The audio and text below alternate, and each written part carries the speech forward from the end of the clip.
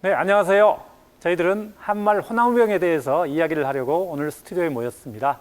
영상 제작이 처음이라 저희들도 매우 떨리는데요. 먼저 자기소개부터 하고 시작하겠습니다. 저는 광주예술고등학교에 근무하는 역사교사 신봉수입니다. 안녕하세요. 조대여고 역사교사 강민경입니다. 안녕하세요. 저는 문화중학교 역사교사 김보름입니다. 네, 저희들이 한말의병에 대한 영상 제작을 한다고 말씀드렸는데요. 왜 우리가 호남의병을 이야기하는 거죠? 한말 의병사에서 가장 많은 의병들이 활동한 지역이 바로 광주 전남을 중심으로 한 호남 지역인데요. 너무나 안 알려져 있어요. 그래서 저희들이 야심차게 광주 전남 지역을 중심으로 한 한말 의병에 대해 이야기해 보고자 합니다. 우리가 배웠고 또 학생들에게 가르치는 의병장들을 살펴보면 유인석, 최익현, 신돌석, 홍범도, 허위 등입니다. 물론 최익현은 경기도 포천 사람으로 태인에서 의병을 일으키지만 대부분은 타 지역 의병장들입니다. 네, 그렇습니다. 그래서 저희들이 오늘부터 11차례에 걸쳐서 한말 광주 전남 의병에 대해서 이야기를 하려고 하는데요. 이 영상 제작은 광주광역시교육청과 광복회 광주지부에서 도움을 주셔서 제작하고 있습니다. 먼저 의병에 대한 정의부터 이야기해 보시죠. 배감 박은식은 한국 독립운동 지열사에서 의병이란 국가가 위기에 처했을 때 국가의 명령을 기다리지 않고 자발적으로 일어난 민군이라고 하였습니다. 그래서 우리 민족 국가의 정수라고 표현합니다. 같은 책에서 박은식은 이렇게 말합니다. 의병은 독립운동의 도화선이다. 그래서 성패를 가지고 논한다는 것은 얕은 지식에 불과하다라고요. 한말 의병에 대해서 최초로 의병전이라는 글을 쓴 뒤바보 개봉은은 의병이란 그 명사만으로도 충분한 가치가 있다라고 이야기를 합니다. 또 호남의병장 심남일은 의병이란 아침에 적을 치고 저녁에 조국의 선하에 묻히는 것이라고 결연한 의지를 표현합니다. 의병에 대한 정리는 이쯤으로 하고 한말 의병의 흐름에 대해서 이야기를 나눠보도록 하겠습니다. 한말 의병은 대개 을미의병, 을사의병, 정미의병으로 구분합니다. 을미의병은 1895년 일어난 일본의 만행, 즉 명성황후 시해 사건과 단발령이 계기가 되어서 일어납니다. 위정 척사 사상으로 무장한 유생들이 중심이 되어 일어나는데 제천의 유인석과 춘천의 이소웅이 대표적입니다. 하지만 고종의 단발령 철회를 계기로 내린 해산명령으로 대부분 해산하고 맙니다. 을미의병, 정기의병은 방금 이야기했다시피 명성황후 시해 사건과 단발령 때문에 일어나잖아요. 중기의병, 을사의병은 왜 일어난가요?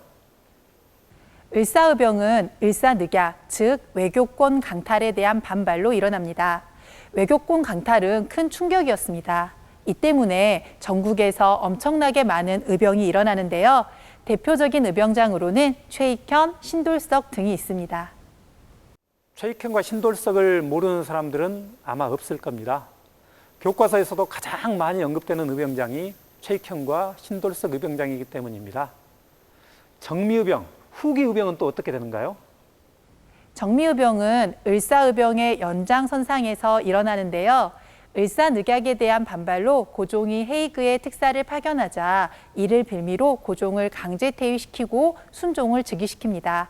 그리고 정미 7조약이 체결되는 거죠. 여기에 대한제국의 군대까지 해산시켜버립니다. 이에 반발하여 수많은 의병들이 일어나고 해산된 군인들이 의병에 참여하면서 의병의 전투력이 높아지고 의병전쟁이라는 용어를 쓸 정도로 확산되어 가는 거죠.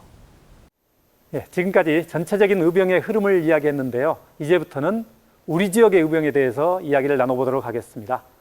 앞에서도 이야기한 박은식의 한국 독립운동지 혈사에서는 이렇게 이야기합니다. 각도의 의병을 말할 때 전라도가 가장 많았는데 그 숫자를 제대로 파악할 수 없다. 그래서 후위를 기다려야 한다.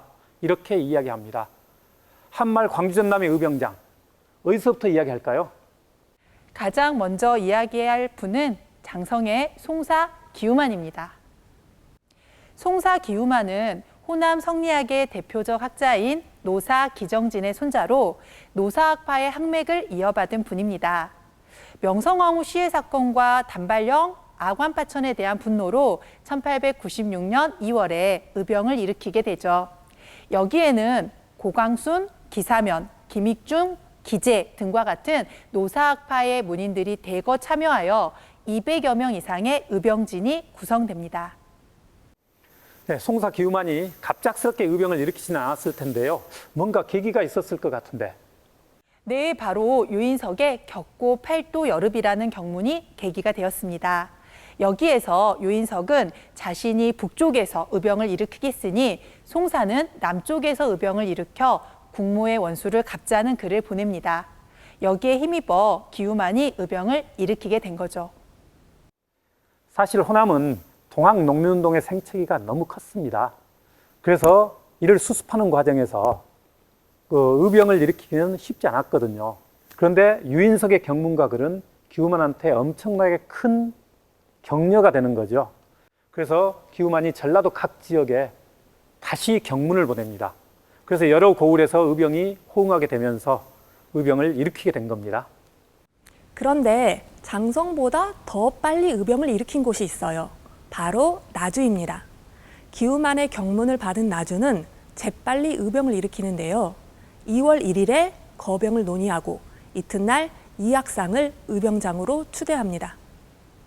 경문을 보낸 기우만보다 나주에서 의병이 훨씬 더 빠른 이유가 있습니다. 전라도에서 동학농민운동 당시 유일하게 농민군이 점령하지 못한 곳이 바로 나주입니다. 그만큼 나주는 수성군의 힘이 강했습니다. 그 수성군들이 바로 그대로 의병으로 전환됐기 때문에 다른 지역보다 훨씬 빨리 의병을 일으킬 수 있었습니다. 2월 11일 기우만이 나주로 진출하여 장성 나주의병의 연합부대가 형성됩니다. 나주로 간 이유는 나주의병과 연합하기 위해서인데요. 나주는 임진왜란 당시 김천일이 전라도 최초의 의병을 일으킨 곳이라는 의미도 있습니다. 결국 나주는 임진왜란 의병의 출발점이자 한말 호남의병의 출발점이 되죠. 그리고 한말에 호남의병이 가장 많이 일어났던 지역입니다. 하지만 장성 나주 연합부대가 형성된 지 얼마 지나지 않아서 신기선이 고종의 해상 공고 조칙을 가지고 내려온다는 소식이 전해지게 돼요. 그래서 기우만은 전라도 의병을 모아 북상할 생각으로 지리적 조건이 좋은 광주로 의병진을 옮깁니다. 하지만 고종의 해상 공고 조칙으로 인해서 나주 의병이 해산하고 기우만도 2월 28, 9일경에 광주에서 해산을 하고 맙니다. 이로써 정기의병은 막을 내리고 말거든요. 지금까지 정기의병장 기우만에 대해서 이야기를 나눠봤고요. 이제는 중기의병장, 중기의 호남의병장에 대해서 포럼생과 집중적으로 이야기를 나눠보도록 하겠습니다. 중기의병장, 즉 을사의병장으로는 우리 지역 출신은 아니지만 정읍 태인에서 의병을 일으킨 최익현을 이야기하지 않을 수 없습니다. 최익현의 단발령에 대한 저항은 워낙 유명하죠. 내 목을 자를지언정 내 머리카락을 자를 수 없다라고 하면서 단발령에 반대합니다.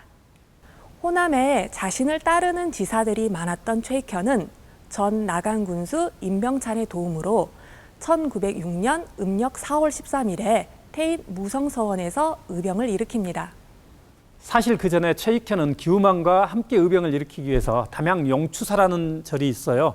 거기에서 회동을 하는데 의견 일치를 보지를 못합니다. 그래서 태인에서 독자적으로 의병을 일으키게 되는 거죠.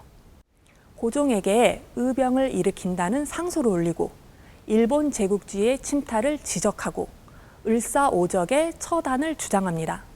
정읍을 점령하고 순창, 곡성을 거쳐 남원으로 진군하려고 하였으나 상황이 여의치 않아 순창으로 돌아옵니다. 음력 4월 20일 관찰사 이도재가 해산을 명하면서 관군, 일본군과 더불어서 사방을 압박해 들어오게 됩니다. 결국 최익현은 거병한 지 10일도 못 되어 동족끼리 차마 싸울 수 없다고 하면서 해산하고 맙니다. 그리고 체포되어 스시마로 끌려가고 그곳에서 단식투쟁 끝에 순국하고 맙니다. 스시마 섬의 수선사에 가면 최익현 순국비가 세워져 있습니다. 동족끼리 차마 싸울 수 없다. 유생의병장의 한계를 그대로 보여주는 것 같아요. 최익현은 앞에서도 말씀드렸다시피 경기도 포천 사람이지만 호남에서 의병을 일으켜서 호남 사람들에게 지대한 영향을 끼칩니다. 그래서 호남 출신이 아님에도 불구하고 저희들이 잠깐 다루었습니다. 앞으로 우리가 본격적으로 다뤄야 될 호남 의병장들 어떤 사람이 있는지 강쌤이 소개시켜 주시죠. 네, 앞으로 다뤄야 할 의병장들로는요. 임진왜란 고경명 의병장의 후손 고광순 의병장부터 기사면, 김태원, 김율 형제 의병장을 비롯해서 전해산, 심남일, 조경환, 오성술, 양회일, 백낙구, 안규홍, 김홍구, 김홍범 형제 의병장, 양진여, 양상기, 부자 의병장, 마지막으로 소위 남한 폭도 대토벌 작전과 호남 의병의 역사적 의의에 대해서 이야기를 나눠볼 계획입니다. 앞으로 두 선생님의 활동에 기대가 큽니다. 호남 의병에 대한 대본도 쓰시고 널리 이분들에 대한 이야기를 알려주시기 바랍니다. 두 선생님의 어깨가 무겁습니다. 오늘은 여기서 마치도록 하겠습니다. 감사합니다.